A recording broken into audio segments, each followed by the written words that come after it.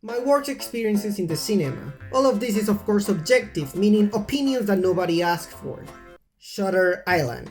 I'm putting this one in 5th place because it's not really a bad movie, but it didn't end up being what I expected. Watching the trailers and promotions, I thought it would be a noir-style film, a dark detective story culminating in the incredible revelation of who the killer or villain is.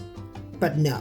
Spoilers. The movie starts with a couple of detectives investigating the disappearance of a woman on an island serving as a mental hospital for criminals. However, instead of being the expected detective film that leaves you clues, it becomes a bit more abstract and illogical, culminating in the fact that there is no missing woman and nothing we saw is important because the protagonist detective, Leo DiCaprio, is completely crazy. So nothing that happened before matters. Any question you ask is answered with Leo is crazy. And the strange woman we saw on the cliffs, Leo is crazy. But when they arrived, there were a nothing matters, Leo is crazy. I know I'm part of the minority here. The movie is actually very successful and a favorite of many.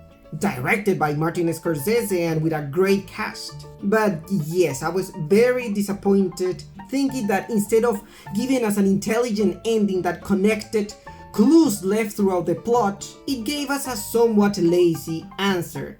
And I know it's an adaptation of a book, but that doesn't mean the story is any better. Transformers. Unlike Shutter Island, this movie wasn't on my radar and I wasn't expecting to see it. It was released in 2007, I was 16 years old, and I wasn't really a fan of this franchise. I was invited to watch it, so I shouldn't be complaining because I did it for free. But I think it's the only movie I've seen in the cinema that I fell asleep watching. Like I said, I'm not a fan, I barely know the characters, and no matter how much they tried to sexualize Megan Fox, I found it quite over the top. Who directed this? A 13-year-old who was discovering his own body and the power of his imagination? That's right, and his name is Michael Bay. The action scenes seem chaotic without much sense to me, and the lack of a good script and structure was replaced with a lot of noise and special effects. No matter how hard the bombs exploded, I went to the world of dreams. Dragon Ball Evolution. I think no one will argue with me that this movie is an impossible mess to enjoy. It was the year 2007 and you thought you were going to see an incredible live-action adaptation of the most popular anime in history. How wrong you were. For some reason, the screenwriter thought about removing everything anime and iconic from the story and adding elements from High School Musical and that awkward scene from Twilight when they play baseball. It was horrible. It cannot be saved. When there are film adaptations of something, I tend to judge it separately. For example, the Watchmen movie changed elements from the graphic novel story it's based on. But in my judgment, the film is still very good on its own merit. Dragon Ball Evolution is not. It's bad. Really bad, no matter how you look at it. I wasted my money in vain and I earned the resentment of my brother whom I dragged to see such a disaster. But now we can laugh at the anecdote.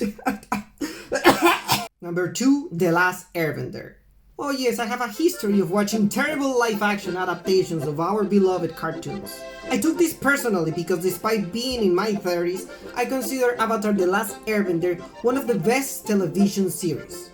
In my opinion, much more enjoyable than Breaking Bad or The Sopranos. I don't have to explain the reason for my suffering in that movie theater when I went to see this. My trauma was so terrible that I haven't felt capable of watching the Netflix new television adaptation, fearing that I will have some kind of post-traumatic attack. Number 1, Paranormal Activity. Yes, this movie beats Dragon Ball Evolution and the others. This is without a doubt the worst experience I've ever had in a movie theater. Do you remember how this movie was promoted? As the scariest thing you were ever going to see in your mortal life. They did something that, at the time, I thought was pretty clever. Showing the audience reaction to the film. This audience was among the first to experience the movie Paranormal Activity. Look how they twist in fear, how they scream, how they despair. I had to go and see it. I'm easily scared. I surely be stunned. I don't know if these are paid actors or people who in their ridiculous lives have seen a freaking door close by itself. But the Scooby-Doo movie is scarier than this poorly made crap.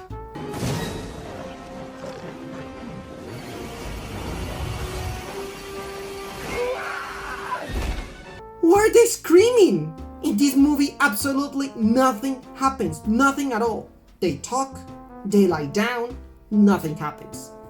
They talk, they lie down, they hear noises, nothing happens. The conclusion of this film was marketing will deceive you many times and make you sit down for 2 hours watching something that has nothing salvageable.